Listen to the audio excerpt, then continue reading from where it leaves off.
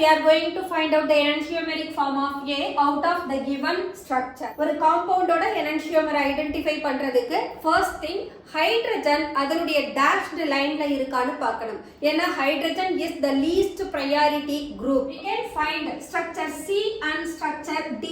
They have the hydrogen atom in their dashed line. இதுல நாம priority கொடுத்தோம்னா Br1 C2H52 and CH33. A molecule எடுத்துட்டோம்னா A ல the hydrogen is not in its dashed line. அப்ப இத நம்ம dashed லைனுக்கு தான் first கொண்டுட்டு வரணும். dashed லைனுக்கு போறபோது we have to do two exchanges.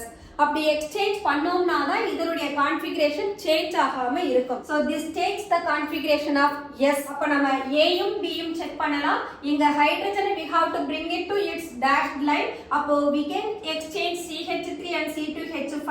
So we can write 1 2 3 makes R configuration.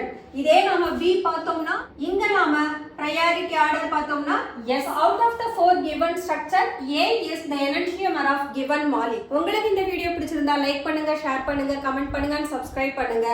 Thank you.